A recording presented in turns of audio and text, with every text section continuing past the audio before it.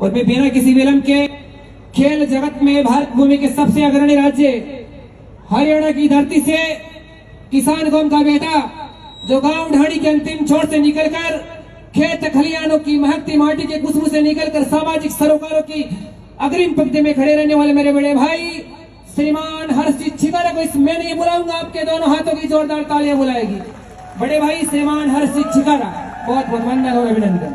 आपके सम्मान में दो पंक्ति अर्ज करूंगा कि आवश्यक नहीं महापुरुष जन्म ले महलों और धूमेलों में, कि आवश्यक नहीं महापुरुष जन्म ले महलों और धूमेलों में, चांदी की चमक चमुक में हो पड़े ना कष्ट कसेलों में, वन प्रांत की कुटियों में झुकी झोपड़ियां चालों में। अरे हर्ष छिकारा जैसे महापुरुष से जन्म ले लेते हैं अनपढ़ किसान और गवालों में, अनपढ़ किसान और गवालों में। जी सर। सबसे पहले सम्मानित बुजुर्ग, नौजवान साथी, आवाज सुन रही मात्र शक्तियां और मंच पर बैठे सभी बुद्धिजीव के चरणों में हरियाणा से आए हर्ष छिकारा की तरफ से हाथ जोड़कर राम राम, अस्सलाम वालेकुम। मेरी आप सभी साथियों से गुजारिश है, पिता समान मेरे अंकल जी, अभी आप लोगों को अपने विचार नहीं अपने दिल की बातें सुना रहे थे सत्यपाल जी। उन्हीं से जुड़ी हुई कुछ बात मैं आप लोगों को बताऊंगा जो आपके जीवन में काम आएंगी। आप जो लोग बैठे हो, थोड़ी देर के लिए इस राजनीति को भूल जाओ कि आप किसी पार्टी से जुड़े हुए हो और हकीकत पे आ जाओ, जमीन पे आओ। अगर आप टीवी देखोगे, फोन देखोगे, उसके अंदर आपको दिखाई देगा हिंदू मुसलमान को मार रहा है, मुसलमान हिंदू को मार रहा है। यही लड़ाई आप लोगों को दिखाई जाती है ना। इसकी हकीकत क्या है? क्या आप लोगों ने कभी इसकी हकीकत को जाना है? वो हकीकत मैं आप लोगों को बताता हूं, आप लोगों के अंदर कितनी ताकत थी। हमारे बुजुर्ग, हमारे नौजवान कैसे थे, हमारा भाईचारा कैसा था, और आज इन राजनीति के बहकावे में आकर हमने अपना हाल खुद क्या कर लिया। एक इस दुनिया का सबसे बड़ा खूंखार लुटेरा जिसका नाम था तैमूर। तैमूर आज के दिन, जो आज की तारीख है 17 अक्टूबर, आज इसे 4 दिन पहले 13 अक्टूबर 1398 में हिंदुस्तान पर चढ़ाई करता है कि मेरे को हिंदू लूटने हैं। और जब वो हिंदुओं को लूटने के लिए हिंदुस्तान के अंदर आता है, कैथल तक वो 2 दिसंबर को पहुंचता है। कैथल हरियाणा के अंदर जगह है। कैथल से वो दिल्ली के अंदर आता है। उस दिन 11 दिसंबर की तारीख थी। यहां तक आते आते उसने 1 लाख हिंदुओं को गुलाम बना लिया। और 1 लाख जब हिंदुओं को गुलाम बनाया, दिल्ली के दरबारों में बैठे राजा साहब को पता चला हमारे हिंदुस्तान के हिंदुओं को गुलाम बना लिया गया, चलो उनको छुटवाते हैं। उनको छुटवाने के लिए दिल्ली का वजीर, जिसका नाम था मल्लू इकबाल खान, खान साहब अपने हिंदुस्तानियों की बहन बेटियों की इज्जत को बचाने के लिए, जिसकी संख्या थी सिर्फ 5,000 सैनिक लेकर 2.5 लाख आदमियों के सामने लड़ने के लिए जाता है। उसकी ज्यादातर सेना वहां मारी जाती है। वो शहादत किसके लिए दे रहा था? अपनी 1 लाख हिंदू बहन बेटियों के लिए, क्योंकि वो राजा था।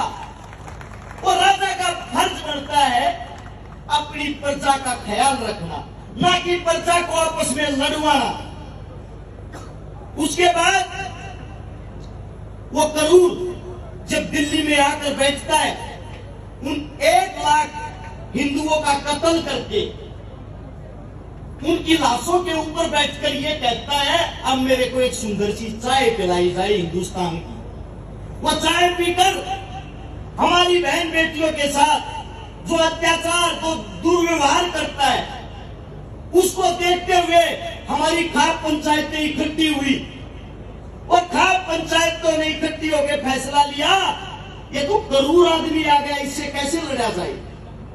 हमारा 2 गड्ढे मेरठ के पास वहां का राजा था, जिस राजा का नाम था देवपाल राणा। राणा साहब ने आदेश किया कि जल्दी से जल्दी खाप पंचायतें बुलाई जाएं। हरियाणा, राजस्थान, उत्तर प्रदेश और दिल्ली की खाप पंचायतों को इकट्ठा किया गया। यूपी के 2 गढ़ में, निरप्पड़ नाम की जगह में, वहां इकट्ठा करके फैसला लिया गया, जितने भी जवान बच्चे हैं, जितने भी बुजुर्ग हैं, उन सबको सुरक्षित जगह पर पहुंचा दो और इस करूर हत्यारे के साथ लड़ने के लिए तैयार हो जाओ। हमें अपना हिंदुस्तान, अपनी बहन बेटी, अपनी इज्जत और अपनी दौलत सभी चीजें बचानी है। ये फैसला सुनते ही ये जिम्मेदारी दी गई, जिसको सेनापति बनाया गया, उसका नाम था जोगराज सिंह गुज्जर पवार। जिसको उप सेनापति बनाया गया, उसका नाम था हरवीर गुड़िया जाट। और उसके बाद जिसको उप सेनापति बनाया गया, उसका नाम था दुल्ला बंगी वाल्मीकि, हमारे दादाजी हासी से। तीनों को जिम्मेदारी दी, आप लोग क्या कर सकते हो अपने हिंदुस्तान के लिए, अपनी बहन बेटियों के लिए। दुल्ला बंगी भरी सभा में खंजर निकालकर अपनी जंगा को काट के अपना रक्त राजा के पैरों में देकर ये कहता है, ये रक्त आखिरी सांस तक अपने हिंदुस्तान और अपनी बहन बेटियों की इज्जत के लिए लड़ता रहेगा।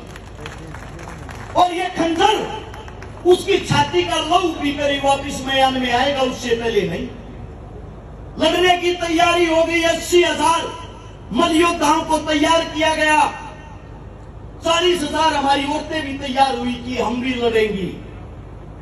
जब तैमूर 2.5 लाख की सेना लेकर दिल्ली से हरिद्वार की तरफ चलता है, खूंखार मेरठ के अंदर युद्ध होता है।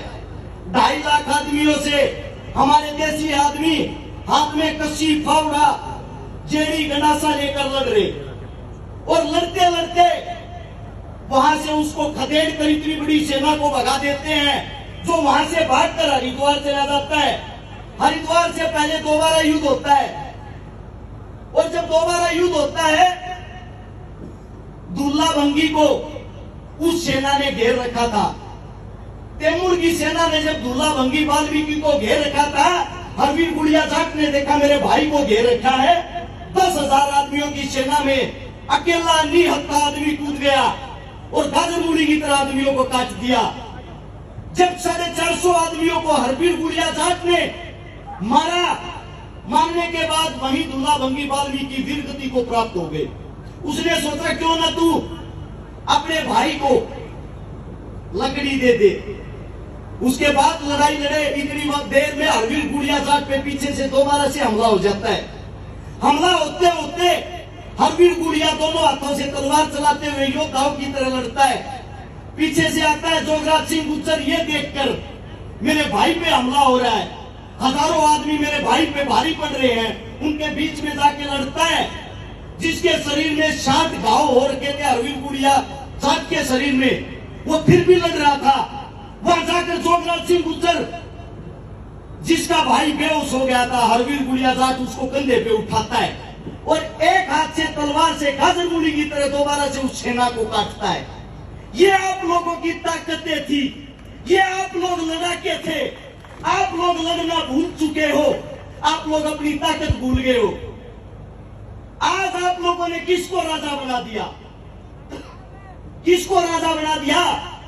उन आदमियों को आप लोगों ने राजा बना दिया जो कभी अंग्रेजों के बस्ते उठाते थे, जो अंग्रेजों के घर बैठकर हमारी गुलामी बताते थे कि इन आदमियों को मैं बहका लूंगा, मैं फुसला लूंगा। आज भी आप उस जाल से बाहर नहीं निकल के आए हो। मैं आप सभी साथियों से एक बात कहना चाहता हूं, अगर आपके घर में कोई बीमारी होती है, आपके काम आपका पड़ोसी आएगा, कोई राजा नहीं। और आपके पड़ोसी की कोई भी जाति हो, आधी रात को आप उसी का दरवाजा खटखटा सकते हो, किसी राजा का नहीं। आप सभी साथियों से एक विनती करता हूं, एक बात को समझने की कोशिश करें। ना हिंदू बुरा है, ना मुसलमान बुरा है। बुरी है तो ये सियासतें जो आप लोगों को लड़वाती रहती हैं। आप सभी साथियों से मेरी गुजारिश है, विनती है, इस लड़ाई से बाहर निकलकर अपने भाईचारे को पहचानो। और आज आप अपने हक के लिए नहीं खड़े हुए, आप लोग दोबारा से गुलाम होते जा रहे हो। आप सभी साथियों को बता देता हूं, अरज शिकारा ने कभी झूठ नहीं बोली, याद रखना। बहुत जल्दी दोबारा से गुलाम हो जाओगे इन नेता मंत्रियों के। जैसे मलिक साहब ने बताया, आगे चुनाव नहीं होंगे, जो राजा बन गया वो राजा ही रहेगा, इस बात को नोट कर लेना।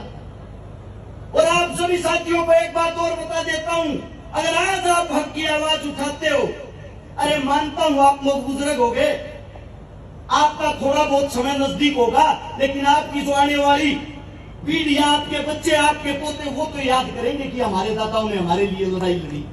और जो नौजवान साथी हैं, उनसे इतना ही कहना चाहूंगा, जब आपके बुजुर्ग अपना इतिहास पढ़ के देखो, 80-80 साल की उम्र में तलवारें उठाते थे, आपको भरी जवानी में क्या हो गया? किस लिए गुलाम बने हुए हो इन सरकारों के, इन नेताओं के, इन मंत्रियों के? जब तक आपके काकाताऊ, आपके बीच का किसान का बेटा कुर्सी पर नहीं बैठेगा, बड़ी पोस्ट पर नहीं बैठेगा, आपका भला कैसा हो जाएगा? आप सभी साथियों से गुजारिश करता हूं, अपने आप को पहचानो, और अपने आप को पहचान कर बाबा साहब भीमराव अंबेडकर ने ये नहीं कहा तलवार उठाओ, उसने आपको एक ताकत दे दी कलम उठाने की, तलवार की जगह उन्होंने आपका काम आसान कर दिया, उंगली वाला। इस उंगली से जब आप बटन दबाते हो, किसी पार्टी का निशान मत देखो, जो आपके हल्के का उम्मीदवार हो उसका चेहरा देखो, वो आपके बीच में खड़ा होने वाला है या नहीं, दिन रात आपके काम आने वाला है या नहीं, आपके लिए जी जान लगाने वाला है या नहीं। अपना नेता उसी को चुनो जो आपके बीच में से निकला हुआ, आप ही का बेटा, आप ही का बच्चा हुआ। यही आप सबसे मेरी गुजारिश थी, मेरी विनती थी। अगर मेरे मुख से कोई गलत शब्द निकल गया हो, उसके लिए क्षमा चाहता हूं। आपका बेटा हूं, आपका बच्चा हूं, आप लोगों के संगत से जो सीखा वही बोलता हूं। सभी साथियों को दोबारा से राम राम, धन्यवाद, जय हिंद। थैंक यू हर्ष भाई। निश्चित तौर से हम अपने आप को सौभाग्य